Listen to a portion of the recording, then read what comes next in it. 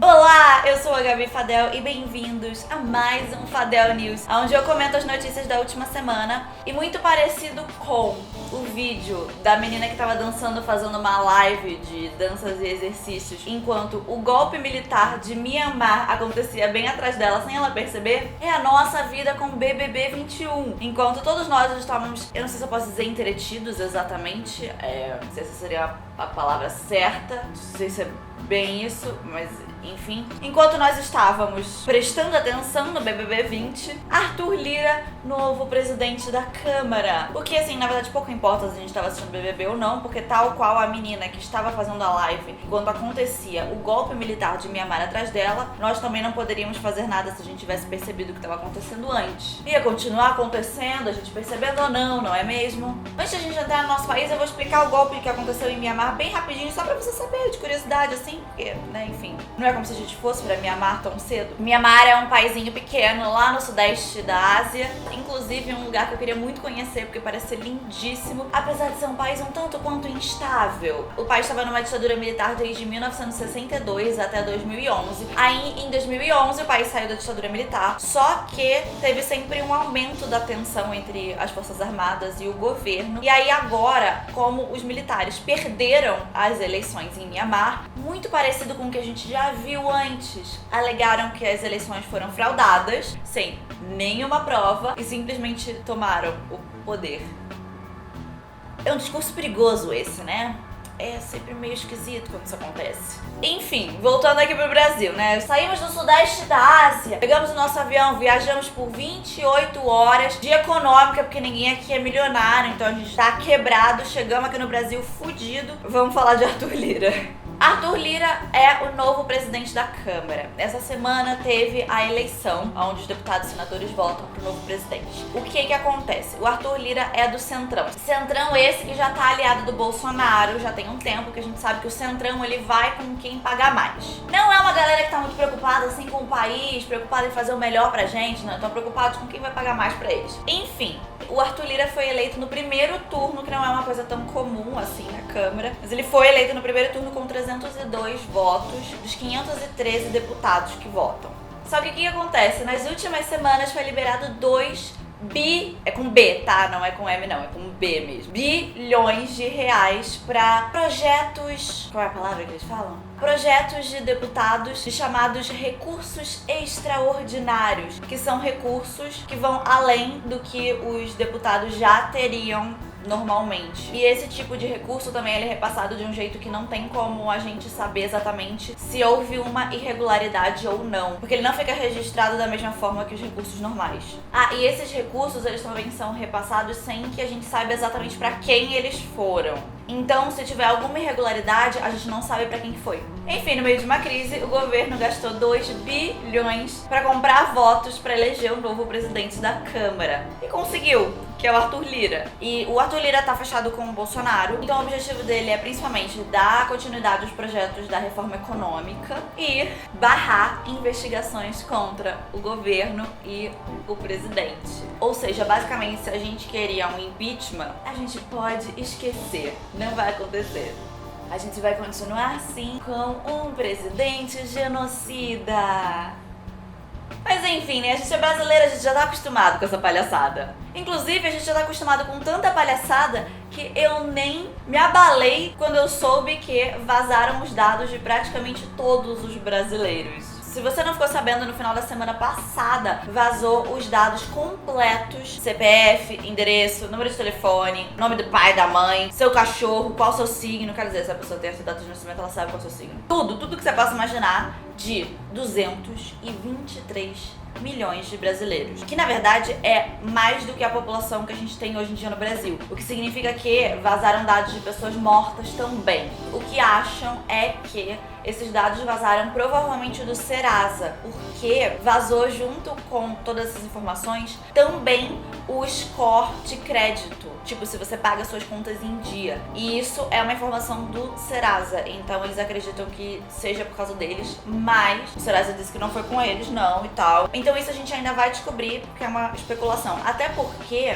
faz sentido ser do Serasa, porque o Serasa, ele mantém as suas informações, mesmo que você nunca tenha feito um cadastro lá. Então faz sentido que tenha vazado tantos dados assim. Inclusive, se você for adolescente, pode ser que seus dados tenham vazado também, tá? Não tem limite de idade.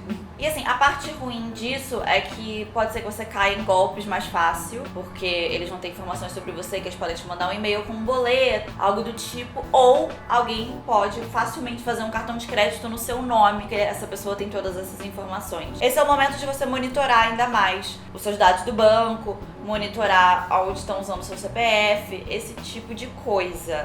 Mas pelo menos foi todo mundo, então todo mundo tá fudido junto, então a gente se abraça todo mundo junto, né? E aí tem menos chance de usarem o seu CPF, já que tem tanto CPF pra usar. Que esse é o lado bom de ter sido de todo mundo. Até porque assim ninguém fica se sentindo excluído, né? E nem ninguém fica se sentindo especial.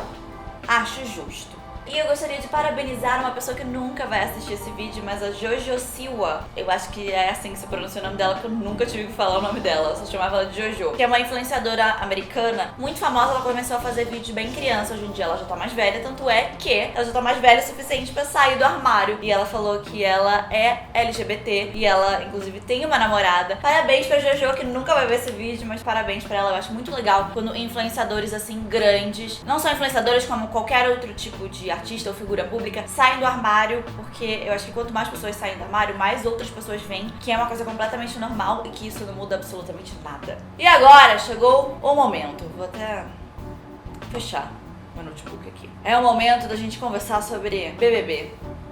Semana passada, no dia que eu postei o vídeo que eu falei que tava super entediante, foi o dia que as coisas começaram a mudar no BBB. E definitivamente entediante não é uma coisa que eu posso chamar essa temporada do BBB. Assim, com certeza essa palavra não se aplica. Que é tudo menos entediante. E assim, eu poderia sentar aqui e fazer um vídeo de 2 horas pra cobrir tudo o que aconteceu na última semana. Assim, só que não vai ter como. Então, eu vou escolher certas coisas pra falar sobre. Eu acho que basicamente todo mundo tá sabendo de alguma forma o que tá acontecendo no BBB. Mas simplificando, muito simplificado mesmo, a gente tem basicamente uma figura muito poderosa que tá na casa, que é a Carol Conká, que é uma pessoa que desconfio eu que tem alguma coisa aí de transtorno de personalidade narcisista, algo aí não diagnosticado que a gente não sabe, assim, alguma coisa assim. Pelo menos ela tem muitas atitudes que parecem com isso, que basicamente ela manipula a casa inteira e ela tá fazendo um bullying, uma exclusão muito forte de principalmente 2 participantes da casa, mas tem mais algumas outras pessoas que ela também faz isso com, mas as pessoas principais que a gente tá falando muito sobre essa semana é a Juliette e o Lucas. Mas também tem algumas outras coisas que eu queria falar sobre aqui, que eu acho que é muito importante a gente falar sobre isso. Além da Juliette, a gente também tem o Fiuk, que foi divulgado por fontes, que fez um curso sobre militância antes de entrar pro BBB, onde ele aprendeu sobre feminismo, lutas raciais, esse tipo de coisa. E a gente tem a Lumena também, que é outra pessoa que também tem um histórico de militância muito forte. E basicamente essas 3 pessoas, a Lumena, o Fiuk e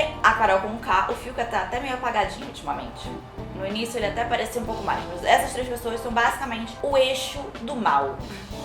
Soa meio ruim, né? E são exatamente 3 pessoas que, no início, quando entraram na casa, pareciam que iam ser pessoas super legais, desconstruídas e militantes. E é exatamente sobre isso que eu quero falar com vocês. Uma coisa que eu queria discutir aqui é sobre como algumas pessoas usam da militância pra se colocar em uma posição onde elas são moralmente superiores a outras pessoas. Que é muito o que a gente consegue observar na casa. E eu já falei disso e eu vou repetir aqui. Se você está num processo de desconstrução, isso não te torna melhor que ninguém. Você não é um ser mágico moralmente superior a ninguém. E se a sua militância serve só pra você apontar dedo pras pessoas, fazer com que elas se sintam superiores e te colocar numa posição de poder, você tá fazendo tudo errado. Você não entendeu nada.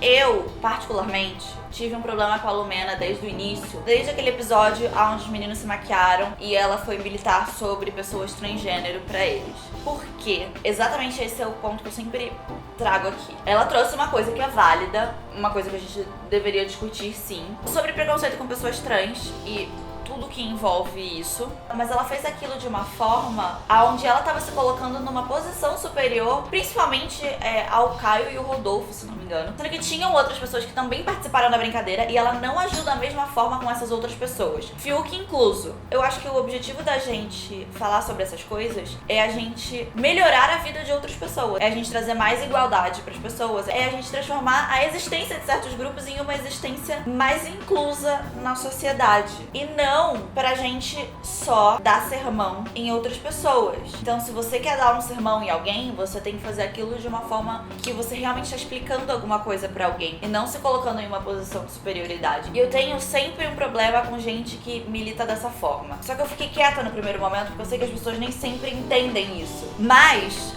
o comportamento foi se escalando a ponto da Carol Conká ter conseguido envenenar e manipular quase que uma casa inteira. Tem pouquíssimas pessoas que conseguiram perceber o que ela vem fazendo com várias pessoas na casa, onde ela se coloca em uma posição superior, porque ela é esta pessoa desconstruída, ela é essa mulher preta empoderada, que não baixa a cabeça pra ninguém, e caso alguém não goste dela, é porque não gosta dessa posição dela e não porque não concorda com as atitudes dela. Ela acaba invertendo, aonde ela vira uma pessoa que não pode ser criticada. E a gente tá vendo tudo isso de fora e a gente consegue enxergar isso muito bem, mas ela é tão presa dentro disso que ela não consegue enxergar as próprias atitudes dela. Inclusive tem várias partes onde ela fala sobre a percepção do público, sobre como ela é uma pessoa que tem poder, como o público ouve o que ela fala. Um momento que me incomodou muito foi uma fala dela, onde ela disse que o público lá fora tava brigando porque tinha gente que concordava com ela, gente que concordava com o Lucas, e que a gente se deu mal porque o público não tem que brigar, o público tem só que assistir. Quem é você pra me dizer o que eu tenho que fazer ou não? O que o público, como o público deve assistir um reality ou não? Ela sempre dita pras pessoas como agir e manipula como as pessoas pensam sobre outras pessoas na casa. E não só isso. O assédio moral que ela fez com o Lucas, que ela parou, sabe-se lá Deus por quê. Algumas pessoas especulam que ela tomou uma puxão de orelha da produção. Não sei se foi esse o caso, mas enfim. Que ela vem fazendo também com a Juliette. E até os momentos super constrangedores que foi ela assediando o abercolombiano lá. Que é outro ponto que, assim, não é possível que ela não percebeu que o cara não tava afim. Ela forçou, até ela conseguir o que ela queria. Mesmo depois de várias indiretas, até um vídeo onde ela aparece perguntando o que é que ele não gosta numa mulher, e ele fala, eu não gosto de mulher muito pegajosa, porque ela tava grudada nele, assim, a tarde inteira. Inclusive, na hora que ela tava perguntando, ela tava grudada nele. Então, assim, o que eu tô te dizendo aqui é, aonde uma pessoa está na jornada dela de desconstrução de valores sociais que a gente aprende desde criança na nossa sociedade, seja lá onde ela estiver nesse percurso, ela tá lá no início ou ela já tá muito lá pra frente, isso não é referência pra dizer se essa é uma pessoa boa ou não. Não é motivo pra você excluir ninguém, não é motivo pra você se sentir melhor do que ninguém, não te torna uma pessoa superior. E não só isso, eu acredito que a maior porcentagem de todos nós aqui, você que tá vendo esse vídeo, pessoas que você conhece, até eu mesma me pergunto muito isso enquanto eu tô vendo o BBB, é se a gente conseguiria lá dentro enxergar o que tá acontecendo. E é por isso que eu sempre falo pra vocês, e eu já falei isso várias vezes, e eu gosto sempre de falar isso, principalmente nos vídeos de conspiração que eu trago aqui no canal, criem pensamento crítico. Quando uma pessoa te falar alguma coisa, não aceite, não importa quem seja essa pessoa. Não importa se é seu professor, não importa se é seu pai, sua mãe, não importa se é uma pessoa que você admira. Nunca aceite nada que ninguém te fala de primeira sem analisar os fatos e sem passar isso pelo seu próprio senso crítico. Eu acho que uma das coisas mais importantes que a gente pode desenvolver é esse tipo de pensamento crítico, da gente olhar pra uma situação e a gente não aceitar o que todo mundo tá falando pra gente sem que a gente antes faça uma análise exatamente de tudo que tá acontecendo e ver se a gente concorda com aquilo ou não. A gente aprendeu a observar realmente e olhar as pessoas além do que elas querem mostrar pra gente. porque até agora, em todo o programa, só 2 pessoas começaram a realmente perceber o que tá acontecendo, que foi a Sarah e o Gil. E pra você perceber isso e você ir contra um grupo tão grande e tão forte e tão agressivo quanto a Carol Conká, a Lumena e o Fiuk estão sendo, é muito difícil. Não é nada fácil a gente quebrar isso e ir contra um grupo e manter o que a gente acredita, sabe? Porque isso exige vários passos e isso exige a gente acreditar muito no que a gente tá vendo e no que a gente tá pensando e nos nossos ideais. Então trabalhe o seu pensamento crítico sempre. Eu acho que é essa a maior lição que a gente pode aprender desse BBB. E a gente perceber todas essas coisas e também não deixar que os nossos preconceitos ganhem da nossa percepção. Porque inicialmente, por um preconceito da gente, a gente poderia achar que essas pessoas seriam as pessoas legais, porque elas são pessoas desconstruídas, e que as pessoas ruins seriam as pessoas que não têm essa desconstrução, queriam ser opressoras. E tá se provando exatamente o contrário, que essas coisas são preconceitos nossos. E preconceitos podem ser positivos também, mas é importante que a gente olhe além deles. Se você gostou desse vídeo, não se esquece de curtir, se inscreve no canal caso você não seja inscrito ainda, e vire um lindo e mágico unicórnio bem informado. E eu vejo vocês no próximo vídeo. Tchau!